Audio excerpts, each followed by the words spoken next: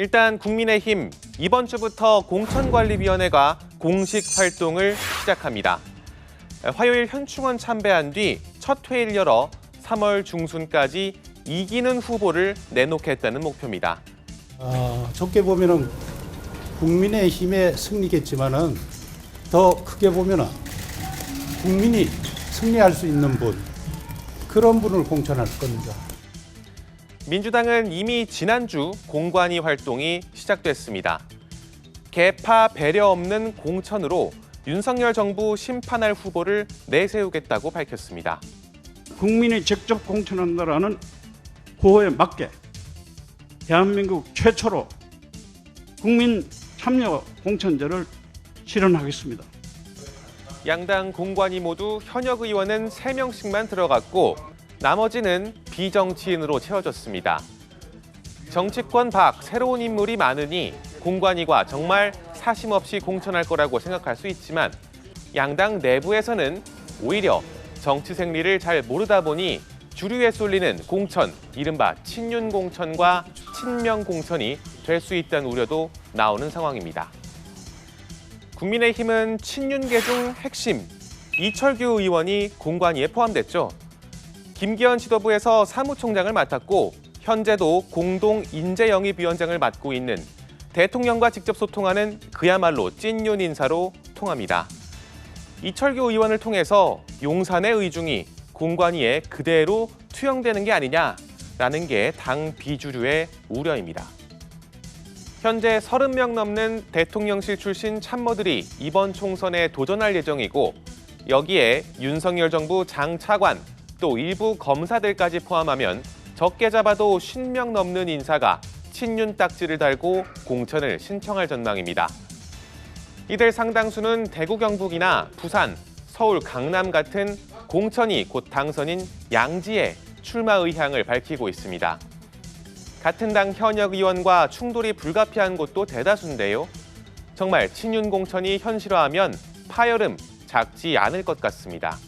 일단 한동훈 비대위원장은 그럴 일 없다 이렇게 단언했는데요. 지금 당을 이끌고 있는 것은 접니다. 앞으로 보시면 그런 우려들은 기우였다고 생각하실 겁니다.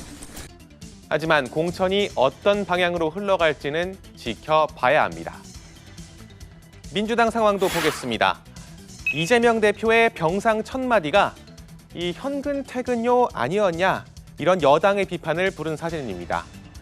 친명계 인사에 대한 컷오프에 너무 심한 거 아니냐는 말, 친명 공천의 신호탄 아니냐 이런 일각의 해석을 나왔습니다. 민주당 공관위에선 조정식 사무총장이 친명계의 핵심입니다. 공정한 공천 관리는 총선 승리의 핵심 열쇠입니다.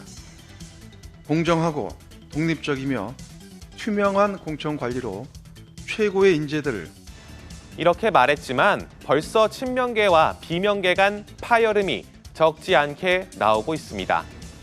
당장 비명계 현역 의원의 지역구를 노리는 친명계 원외 인사들의 이른바 자객 출마가 이어지고 있고 강성 지지자들의 비명계를 향한 퇴진 압박 수위는 날로 높아지고 있습니다. 일부 친명계 인사들은 재판을 받는 등 흠결이 있어도 당 후보 검증을 통과해서 뒷말이 나오고 있죠. 이런 흐름 속에서 계파 없는 공천, 과연 이뤄질 수 있을까요? 게다가 이번 총선은 제3지대라는 변수도 있습니다. 이준석 전 국민의힘 대표의 가칭 개혁신당, 또 이낙연 전 민주당 대표의 신당에 더해서 비명계 원칙과 상식도 미래대연합 창당을 공식화했죠. 제3지대 신당들 벌써 거대 양당 공천 탈락자에 대한 영입을 준비 중입니다. 근데 이게 쭉정이가 아니라 이삭이면 무조건 주어야 되는 거 아닌가요? 그러니까 쭉정이 죽기를 하면 문제가 되지만은 이삭 알곡은 무조건 주어야 되는 거 아닌가요? 알겠습니다. 비주류의 우려처럼 정말로 친윤 또 친명 공천으로 갈등이 불거질 경우 제3지대의 이 이삭 줍기 규모는 더 커질 수 있습니다. 거대 양당으로선 공천 탈락자가 신당의 후보로 출마하면 표가 갈리면서 선거가 어려워지겠죠. 일각에선 컷오프 시점을 최대한 늦춰서 공천 탈락자의 신당 출마 여유를 두지 말아야 한단 말까지 나오고 있습니다. 권력과 정말 가까운 주류 인사가 아닌 이상 공천 탈락, 이른바 물갈이 우려 없을 수 없습니다. 더 많이 바뀌는 쪽이 이긴다는 게 그간의 정설이었던 만큼 더 강도 높은 물갈이 경쟁을 예상하는 시각 적지 않습니다. 하지만 4년 전 총선에선 현역 의원을 절반 가까이 교체한 미래통합당이 4명 중 1명꼴로 교체했던 민주당에 참패했습니다. 정말 중요한 건 단순한 물갈이 규모가 아니라 공천의 내용이라는 게 유권자의 뜻일 겁니다. 양당의 이번 공천, 과연 지금 구호대로 공정하고 투명하게 이뤄질 수 있을지 지켜봐야 할 것 같습니다. 지금까지 여의도 풍향기였습니다.